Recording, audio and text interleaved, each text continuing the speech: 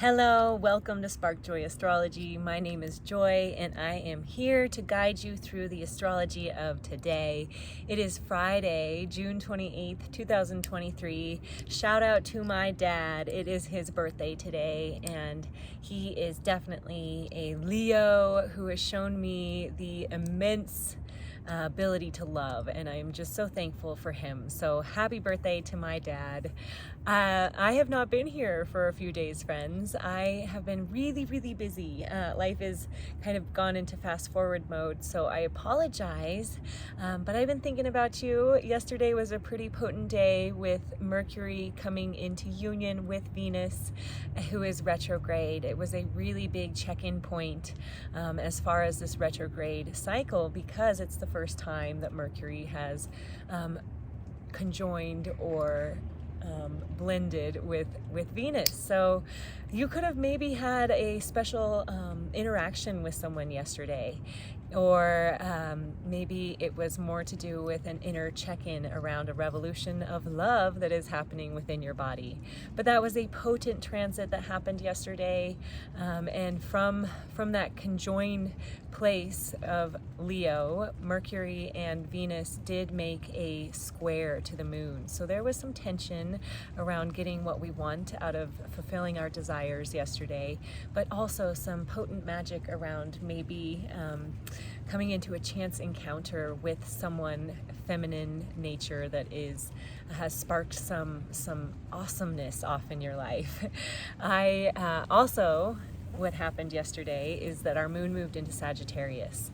That was at 6:24 p.m. yesterday on Thursday that happened. And when our moon moves into Sagittarius, it is an expansive quality that we're able to tap into.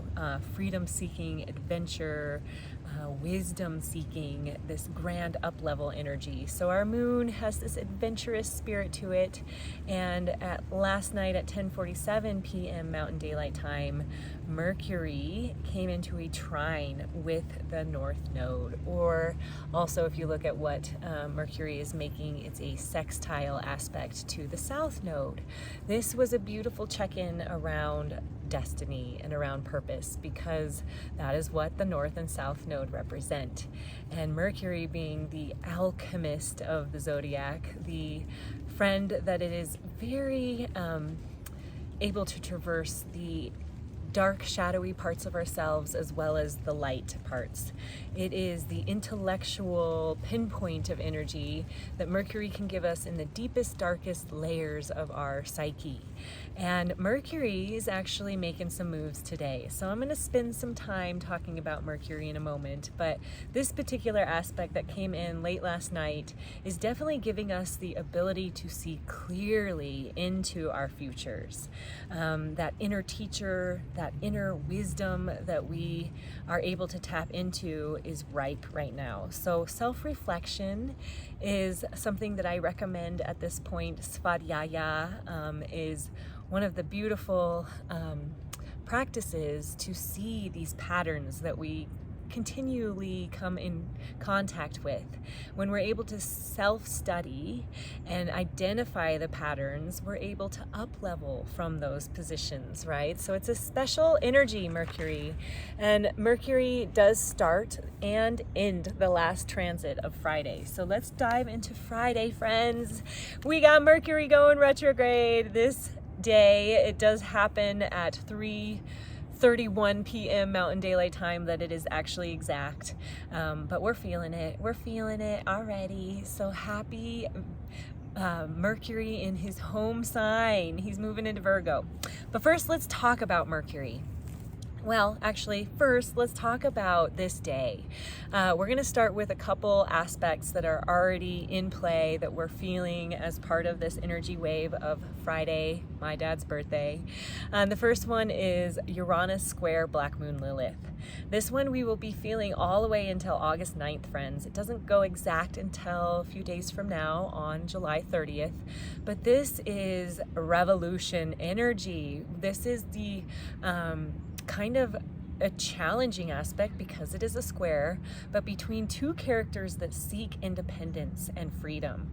And so when they are squaring off, we can definitely feel some bubbling up of tense energy, of raw emotions. Black Moon Lilith really representing that rawness.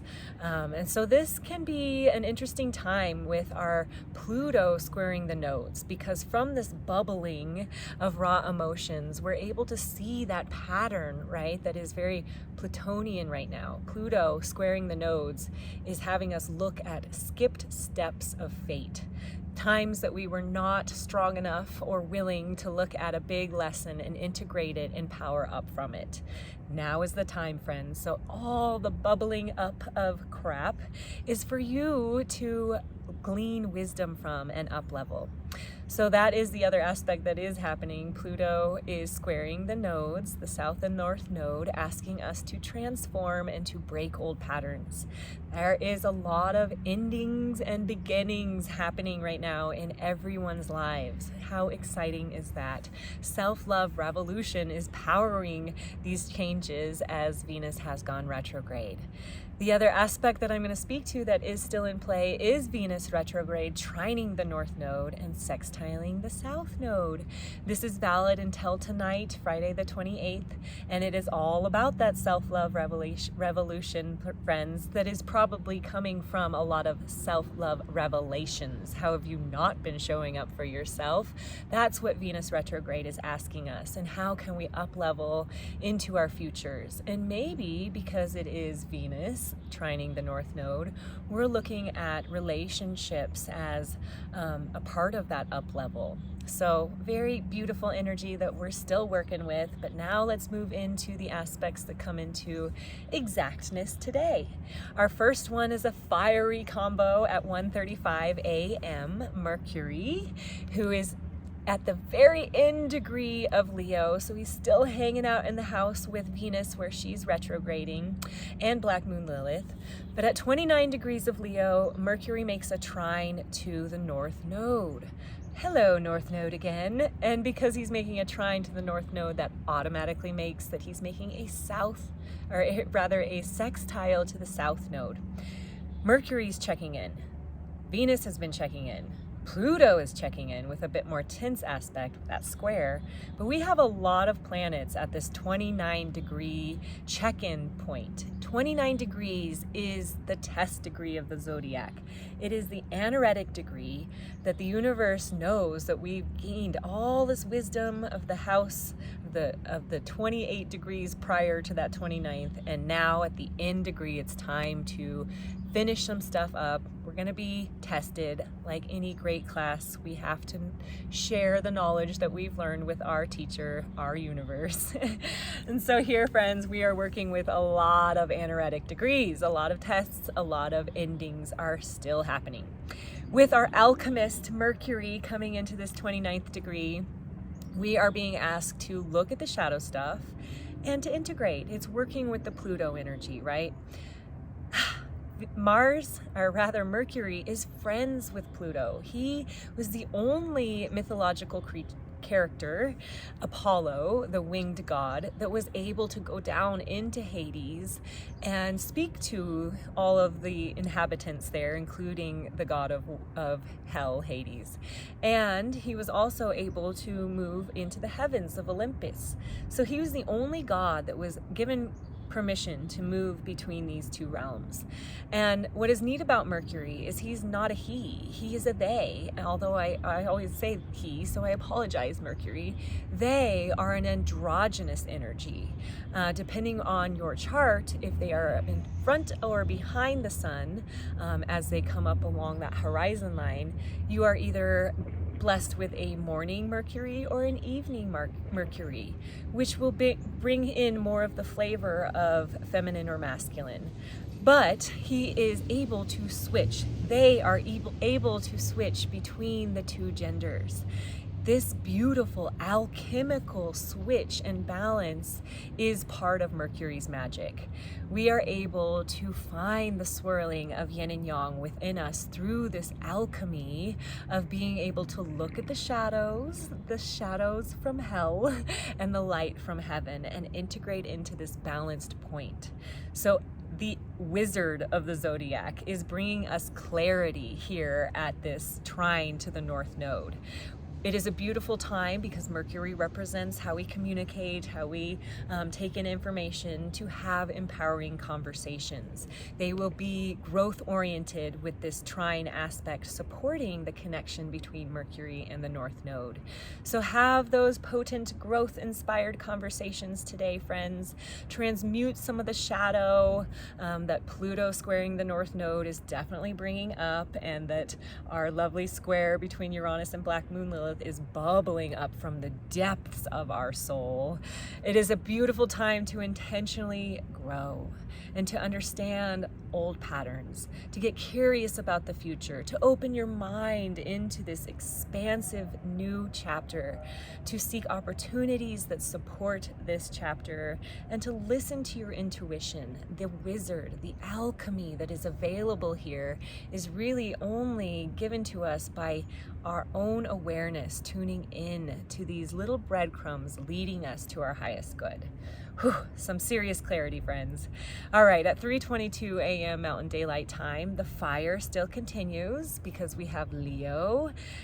Well, earlier it was Leo and Aries, two fire signs where Mercury and the North Node are. Now we move into our next aspect at 3:22 a.m. to still find the fiery passion because we have the moon in Sagittarius and the sun in Leo. They are making a trine at 3:22 a.m. Another trine, friends. The two nice aspects that start off the day as we end with three squares. So this beautiful trine between the yin and the yang is a beautiful balancing of the yin and the yang to allow this fluidity, this flowing energy. It brings in a sense of well-being, and oh, there's the thunder guard again. Well-being, thunder guard. You want that sense of well-being. Mercury moving into Virgo is also supporting that balance, health conscious, well-being energy. The yin is our intuitive, emotional self, and the yang is our go, push, move, drive, excel, think, analyze, and also our ego. So this ego and our instincts are aligned with this trine to the yin and the yang. It is a beautiful time to trust your instincts, friends. And with the trine, because it is of the nature of Jupiter, the only really downside to this particular aspect is that you can be a bit self-indulgent because Jupiter, the grand friend, is joining these two in this aspect. Okay, let's now move into a bit more challenging parts of the day. At 4:52 a.m., the water is introduced, the element water, into these fiery aspects, and we're kind of dampened with this water. At this particular time, the moon comes to 5 degrees. You know what, let me back up, because I don't think I said the degrees of the moon and the sun when they were making their trine at 4:52 a.m. 5 degrees for both of them. So 5 degrees, the moon moves just a tiny bit past where she was when she met the sun to 5 degrees and 56 seconds, or minutes rather, so almost to 6, where she squares the Saturn friend who's going retrograde in Pisces at 5 degrees and 56 minutes. This is a chance for us to look at unresolved emotional matters. Our Saturn in retrograde motion is in Pisces. Pisces represents a culmination of all the energies in the zodiac. It is getting into the real psychic waters, right? Pisces is ruled by the element of water, and water is that receptive element that can get into any shape. It is strong enough to cut through water after a long amount of time. So it is this incredible element that really, it holds memory. It really does. They've proven this. And Dr. Emoto, he was an incredible scientist who was able to freeze water molecules after they had been imbued with intention, positive and negative intention. And then photographing those crystals was able to see that water holds memory. These intentions created beautiful like snowflake geometry when it was positive intentions, like the word love given to that water. When it was hate or war, those water crystals were not symmetrical. They were darker and heavier. And so water carries memory, friends. And with Saturn retrograde, we are really being asked to look inward when it comes to taking responsibility. And with the moon making the square, we're like being asked to look at where we need to take responsibility around unresolved emotions and matters that have happened to us in the past. Personal relationships are really highlighted with the moon being part of this square. Our relationship with our own bodies, our families, really intimate people here. So where have we been constraining ourselves? Saturn is constriction and restriction energy. This is a time to see that and maybe help feed some attention here, because we have the warrior, who's also part of this day, Mars and Pallas, who are really gung-ho, charging forward with wanting to implement more wellness routines in our lives. So how can you identify these unresolved emotions and then identify a technique, a practice that you can bring into your everyday routine to help to alleviate the heaviness of that? All right, this is a great time to focus on disciplined emotional practices. Okay, at 12:38 p.m. Mountain Daylight Time, Pluto squares the nodes. I've spoken to the nodes in the past and the fact that they are right across from one another, but they're oscillating. I know every time I say it, it's wrong, but you know what I mean. Back and forth. So they're always shifting and changing. And there are two different measurements, the true north node, south node measurement, and then the not. So this particular aspect, we seem to keep hitting. We come back to it, and we do so at 12:38 p.m. Mountain Daylight Time today, when Pluto at 28 degrees, oh my gosh, friends, no longer at 29, but 28, squares the nodes, who are also at 28, Libra and Aries. So here we go with that relationship, self-love, love, revolution energy. Pluto is asking us to dig deep, which he has been for a while. I know this is not the first time you've heard this if you've been hanging out with me, but the deep inner shadow work is still on, friends. And today we get another little spike of that, a reminder that we're still in this until September 3rd, which ironically is the day that Venus goes direct. Ha! Love that. All right, so love, revolution, here we go. As I was writing down my little notes for this day, I was actually listening to a new album by Rob Ricardo. And as I'm writing down self-love, revolution, his lyrics for one of his songs called Revolution of Self comes on, and it is so potent to the energy we're working with. So go check out Rob Ricardo's newest album and the song Revolution of Self, because it really is speaking to this energy wave that we're riding. We're working with a skipped karmic step, friends, and integrating it in so that we see that pattern and we can stop it from happening in the future. Okay, next we have at 2:09 p.m. Mountain Daylight Time, the moon at 11 degrees of Sagittarius coming into a square with Mars at 11 degrees. But Mars is also conjunct Pallas Athena at 8 degrees, so they are very close together. Mars being the warrior of the zodiac and also representing a lot of yang intensity, that go drive energy. And then Pallas Athena, she is the feminine warrior of the zodiac. She's an asteroid, and she is Athena. Her mythology, she was birthed out of Zeus's head, fully armored and ready to go. So she is really beautiful at strategizing, but bringing in the more feminine side of a warrior. But you have Mars, the masculine and the feminine, side by side, moving through Virgo.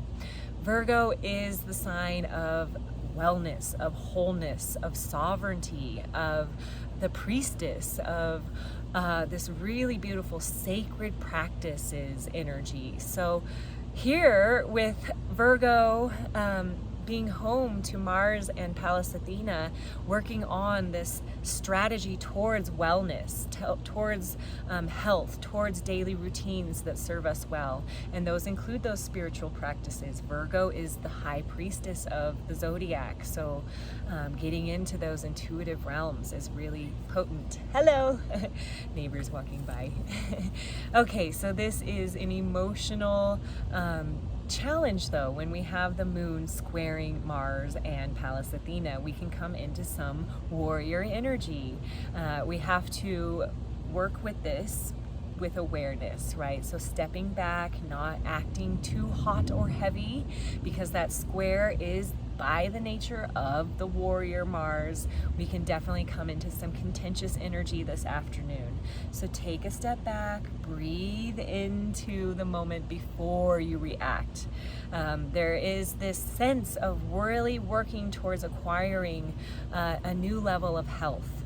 So, you know, this is a test for us to see mentally what sort of mental health we have towards dealing with our anger.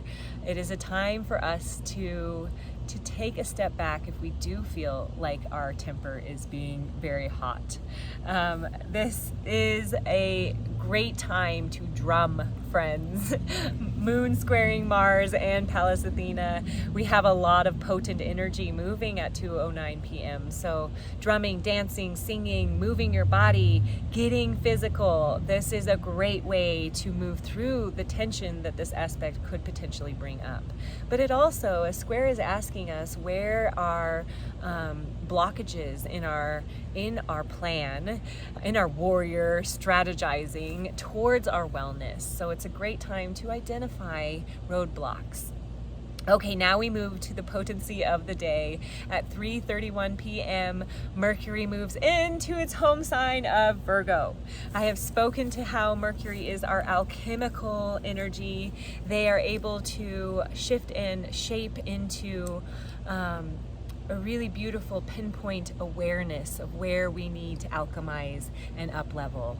And this is in the sign of Virgo. Virgo is one of his home ruled places, as well as Gemini. So air sign there, and Virgo is the earth sign, the feminine and the masculine, where Mercury is home to. So he is strong here, friends. He is home. He can, you know, when you're home, you can walk around naked, eat ice cream out of the freezer. You can do what you want to do. So Mercury is happy to be here all the way until October 10th. July 28th, my daddy's birthday, all the way until October 4th. We are going to have this home sign energy, this strong mercurial presence in this place of high spiritual energy, wholeness, sovereignty, wellness. Yes, friends, it is a power up. And not only is it because he's in his home sign that it's a power up, but he'll be making a beautiful aspect to Jupiter. And he'll be doing it 3 times, friends. 3 times because Mercury will be going retrograde. That is why he will be in this house for so long. The retrograde will begin on August 3rd, so very shortly it's coming up, where Mercury will get to 8 degrees of Virgo. And once he gets to 8 degrees, he's going to start to slow down and enter this pre-shadow phase, moving all the way up until 21 degrees of Virgo on August 23rd. On this date, that is the date of Mercury going retrograde. He'll begin to go back down through the degrees of Virgo all the way back to 8 degrees, which he will get on September 15th. And from 8 degrees, go direct and go all the way back up through Virgo. And the post-shadow phase, meaning when he gets to the 21st degree, where he started going retrograde, ends on September 29th. So there's the dates for you, friends. Basically, we have a retrograde happening August 23rd until September 29th, the whole cycle. So even though he's half of that, he's going back up. But what happens when a planet retrogrades? 8 to 21, right? That's what Mercury is doing. He's going to go through the pre-shadow, meaning slowing down, and all of the themes that come up during this phase. So from August 3rd until August 23rd, we're going to be looking at each one of these degrees that Mercury will be retrograding over. So the themes that come up during the pre-shadow phase will be re-looked at during the retrograde phase. And then Mercury will go back up during the post. And that's when you have all the integration, the third time that planet is coming into that degree during this cycle. And Jupiter's up in Taurus. And from this lovely section of 8 to 21 of Virgo, will be basically lighting up all of the other houses in that little slot of 8 to 21. And whatever planets are in the other houses in that in-between space are going to be hit. This is where our friend Jupiter, expansive, benevolent Jupiter, is going to be visited with Mercury's energy 3 times. This is a beautiful power-up energy, friends. This is where the sign of Taurus, where Jupiter is, can allow us to really ground in the things that we need in our life to make us feel alive, have our senses electrified. It is the ability to make things into reality, to manifest. That is what Taurus is about. He's the grand manifester. So having Jupiter, this benevolent, expansive, lucky energy, being trined by Mercury, he is 5 houses away from, while Taurus and Virgo are 5 houses away. So that means that this aspect that Mercury and Jupiter will be making 3 times is a trine.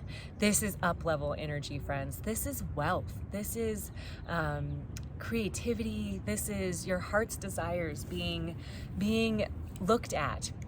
Because now that we've talked to Taurus, now we're going to look at Venus and where she's at. She's in the sign of Leo.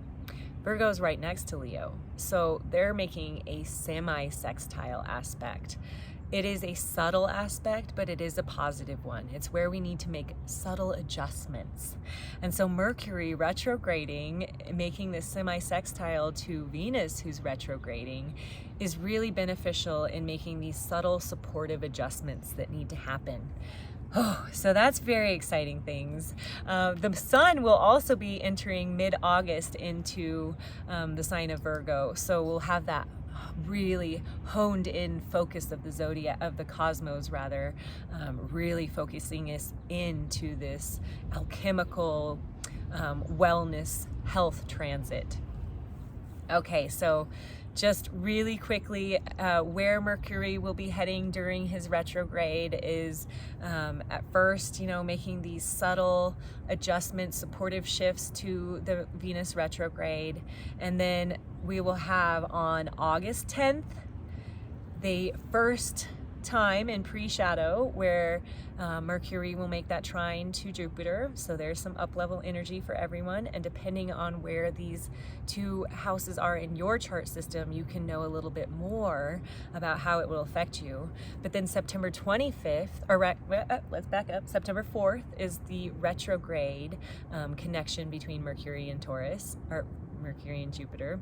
And then the last time, the integration time, is going to be this 25th of September. So mark your calendars. Great blessings are on their way, friends, then at those times.